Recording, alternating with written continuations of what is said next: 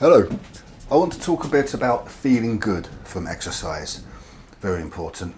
Soon I'm going to make a video on exercise and depression, and it will be easier to make a short video if I can refer back to this one from that video to make a few points.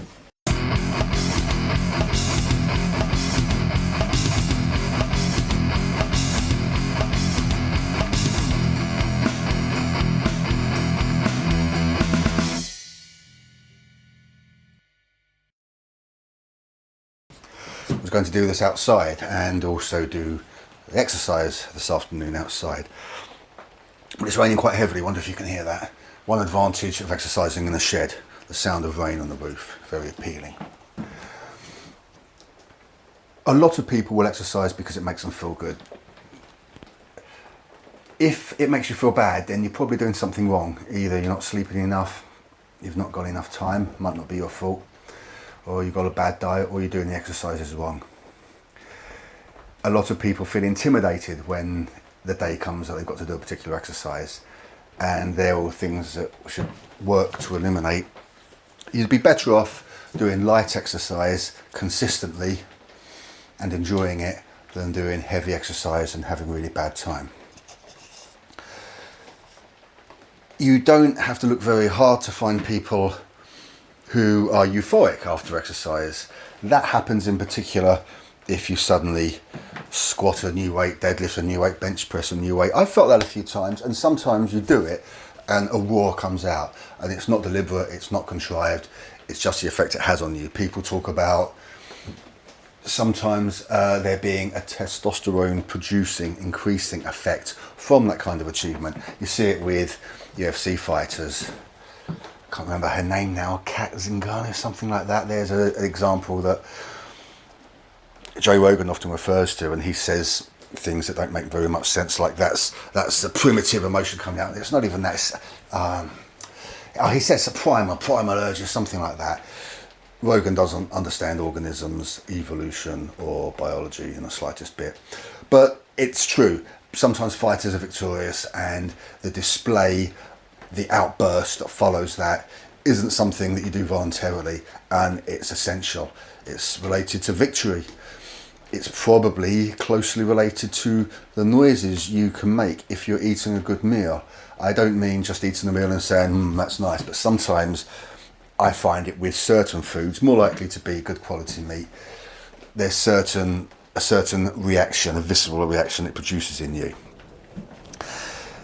Anyway, this isn't necessarily related to doing a particular move, doing well at a particular exercise and feeling good. I'm thinking of the way you can feel afterwards, and it can be a few hours after exercise. Often when I've had a good session and I go up to the other end of my garden to warm down, 6 minutes or so, I do feel good, sometimes fatigued. It's usually later on I get the feeling, and it's probably going to be part of the title of this video. Hope it's not looked at as cheap clickbait, because it is something that can make you feel better than drugs are likely to. You could be talking about legal drugs prescribed for depression by doctors who sometimes do so a little bit too carelessly, or you can be thinking of alcohol. I would argue that you may never find something that produces an effect in the body artificially to rival the euphoria you can get from exercising sufficiently, and that's going to be the key part of this video. I'm going to talk about 3 methods I know that will produce that feeling, because a lot won't, and you can exercise quite hard and it won't happen. And it's possible that you exercise often and you've never had it happen, especially if you exercise when you're tired, perhaps too early in the day, perhaps too late in the day, perhaps after sitting under fluorescent lights in an office for far too long. There are a lot of technical references to these kind of feelings you can find. Of course, there's a lot of talk about endorphins. I think it wasn't long ago that some people would say endorphins probably don't exist, maybe they exist. I think now it's pretty well accepted they do. Something newer is talking about their endocannabinoid system, and I feel a bit dubious about that when I look at the details about it online. Can't help feeling that it's somewhat speculative, and it's partly to do with the industry, and there's a big industry now trying to make money out of cannabis related products. I'm not telling anyone that CBD oil doesn't work, not for a second, but if somebody has an injury and the first thing you're being directed to is using CBD oil, I think that somebody's taken a wrong turn, and there's other things you ought to have been looking into first. Now, apart from endorphins being produced, which of course is a natural chemical in the brain, perhaps not a chemical, could be wrong there, but it's a natural process in the brain, and the possibility of stimulating the endocannabinoid system, you're cleaning the system, and that's really good, removing toxins.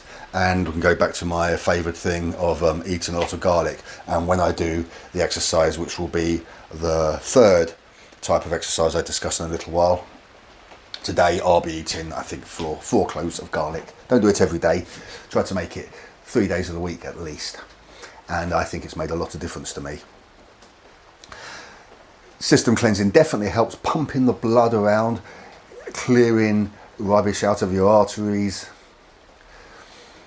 And the thing is, whether you want to talk about it being endorphins, stimulation of the endocannabinoid system, simply cleaning out toxins, or something else, I don't think it matters. You can spend a lot of time looking at these details, and you could just do the exercise and just try it and see and feel the feeling, the sensation you get. Sometimes late at night, I'll be sitting there and I'll have finished exercising 6, 7 o'clock, and it can be 9 or 10, and I sit there and maybe playing music, maybe playing a computer game or something, and I feel that I'm really awake and alive. Too much to go to bed, that can be a bit disruptive if it's too late, and I really could swear that something artificial was stimulating me, and there is nothing.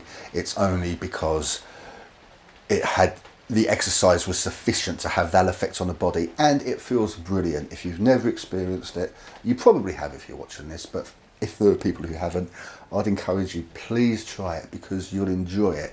Maybe that will inspire you, increase your determination to exercise above all else.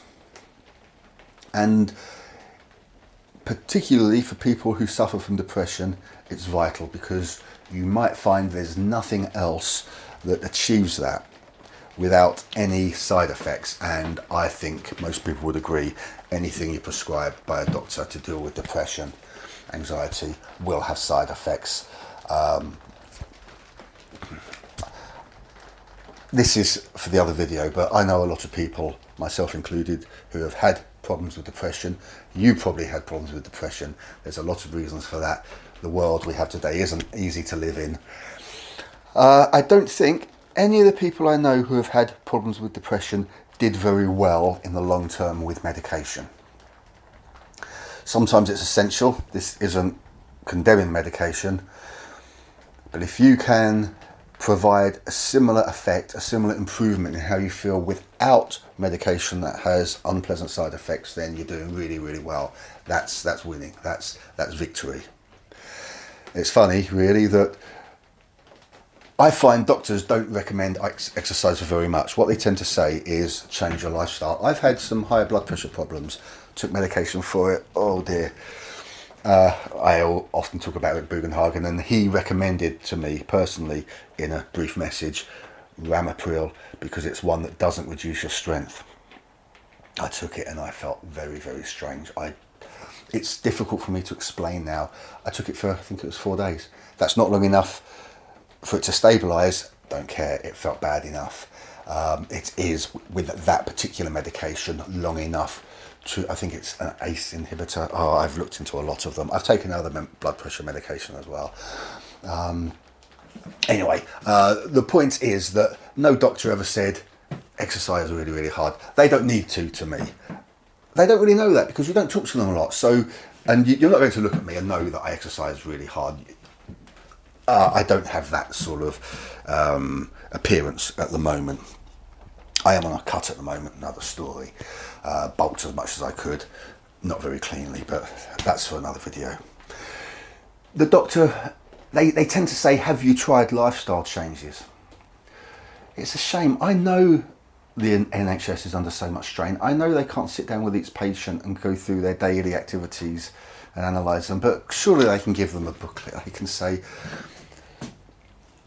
do this amount of exercise, try these exercises. Don't send them to a Zumba class, don't make them pay for it, is my own opinion.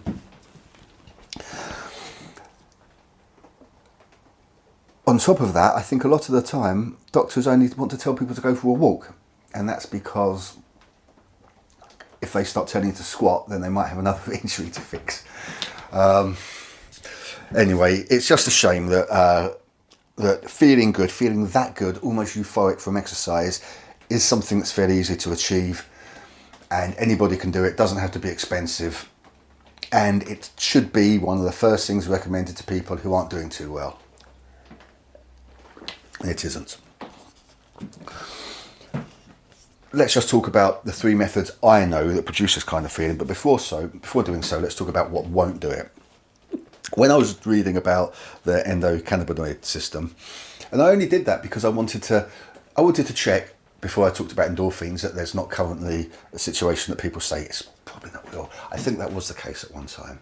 I'm obviously not a scientist of any kind at all. You know that very well.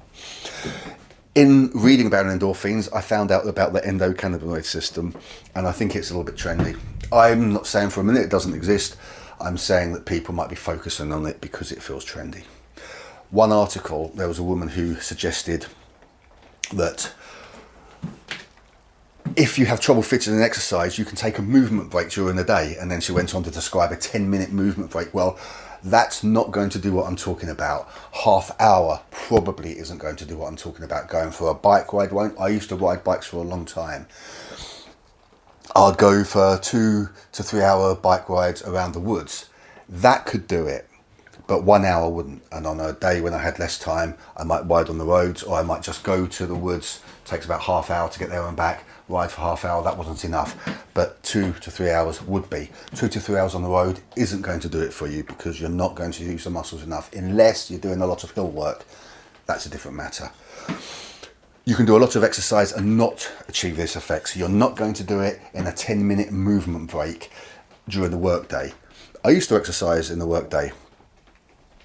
Perhaps 2007, it would have been up to 2010. I worked in a partly planned town with lots of underpasses and things like that, and that meant there were lots of hills to walk up and down, and I used to go for long walks, not jogging. I didn't want to have a shower afterwards, didn't want to take the time to do that. The showers weren't very pleasant. So there wasn't an option of going out and getting really sweaty, but I did a lot of exercise. I know the benefits of exercising during the workday. But you're not going to, during the workday, achieve the state of euphoria. You're not going to work that hard.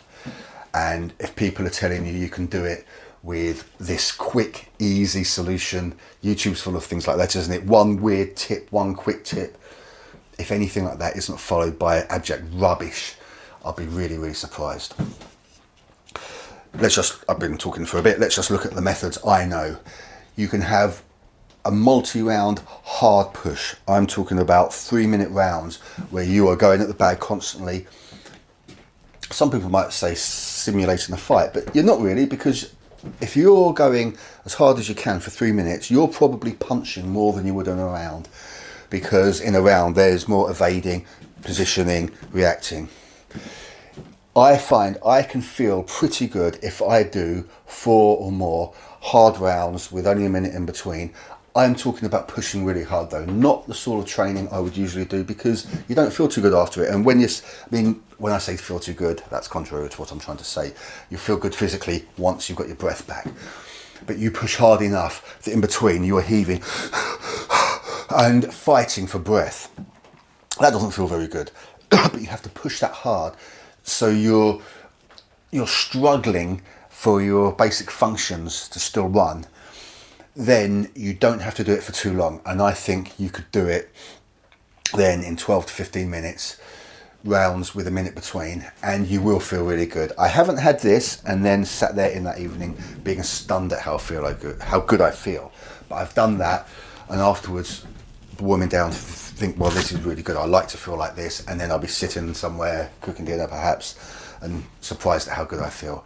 That works. So first is your multi-round push, where you do maximum activity. I'm not even talking about your standard interval training, although I've seen some types of Tabata training where you go very, very hard. Multi-round push, it's going to be 12 would be the very minimum, I'd say, and you probably want 15 minutes to 20 minutes. Push really hard. You're going to feel pretty good after that. It's going to be worth it. But believe me, you'll be working hard. In fact, I'll have to make a video soon where I do that, and it won't be with a microphone on my chest because it wouldn't sound very good. Next thing is long, light to heavy sessions. Here's your standard squatting session, deadlift session, but that's not necessarily enough. I've squatted with the way I was doing it, reduced it a bit now, with perhaps 9 warm-up sets and then 3 heavy sets and then drop set, and it's not necessarily been enough. You've got to push hard, and you've got to you'd have to add some accessories in. If you really want to do it through lifting, I would suggest, for example, squat, bench press, pull-ups, deadlift. But it's going to be hard because, especially that's a bad combination, isn't it? Because you're using similar muscles. What I'm trying to say is you can get it through long, light to heavy sessions, but it won't be the average one. You really will have to push hard, work hard to get that feeling where you'll be sitting there that night and you'll think, as if I took something, what happened? And then here's my favourite way of doing it, because I find it's the most reliable, and it's what I'm going to do today, not on camera, been long enough already. Just a fast, long and light exercise session involving the whole body. So many muscles involved, so much blood flow, so much cleansing. I didn't do this until at one point I actually saw, credit where it's due, I'm sure lots of people do it, of course they do, but it was actually Rebecca Todd, the arm wrestler, Michael Todd's wife, who at the time she was exercising with him a lot. She tends to do stuff on her own channel now. And it just happened this day on his channel, she was using just a bar to do 30 of everything. And I watched that and I thought, can I? I don't know. In my normal lifting, I don't know if I'd often even reach 20. Sometimes, but 15 would normally be the maximum.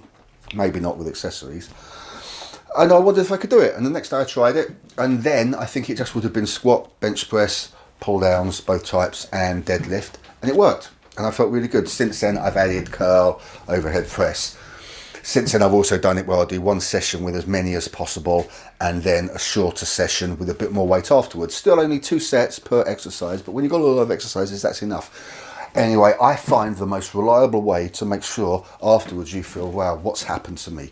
I don't feel the same anymore, is to have fast, long and light exercise sessions. And you start with just a bar, 30 sets, squats, 30 bench press, 30 of each pull up, pull down type, and 30 on a deadlift. See how that does it. And if that doesn't work, you might be very fit already, then you'll have to add more. Hopefully it will work. If you don't exercise much at all and you do just the 4 compound main movements with 30 repetitions with 20 kilos thereabouts, I am sure you will feel very, very good afterwards. And there's the 3 methods I recommend, and I can refer back to this when I make the video about depression. And I don't want to take too much longer, but it won't be much of a video at all if I don't do some exercise. So I'll do my squat set now.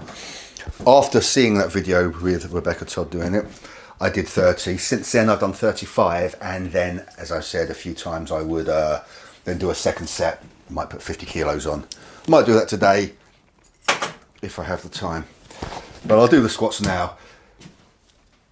It will probably, I'll feel it at 15, be a little bit sore at 20, it'll be painful by 30, and I haven't done it for a while, so I hope I make 35. Don't really know. Here's an arming cap, medieval arming cap. It goes on the end, so I can't bang my head on here when I'm using the bench. And I haven't done it for a while. I mentioned this in my last video. I used to get dizzy when deadlifting, and you tie this around your head. Much easier, much less drastic than a helmet. And it means if you do pass out deadlifting, you're not going to have a really serious head injury. Right, let's just see then, just to finish off, how I do. It's funny sometimes when you just use the bar, even though I warm up first with just the bar, but it hits you how little weight there is on it. I've got a handlebar for my bike right behind me, so I must remember not to move back too much. Of course, when you've got no weight on it, it's not very easy to get into position. I'd want a lower bar than this when I've got weight on it, but it doesn't really matter. Even then, I have to roll it down. Doesn't say much for my flexibility. With a heavier weight, I can't breathe on the way down and out on the way up. I have to take a breath up, but I shouldn't have to do that here. I'll be breathing pretty heavily anyway though, very soon. Okay.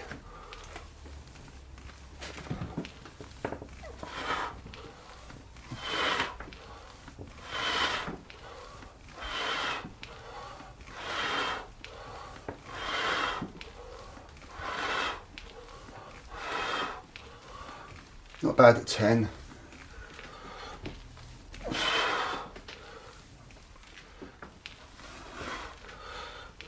Feeling it at 15.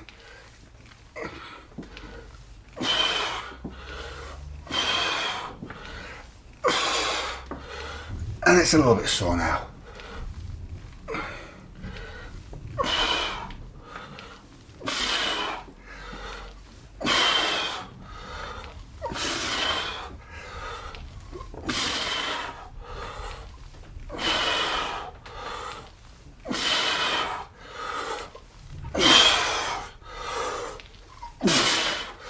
Bit sore now, 5 more.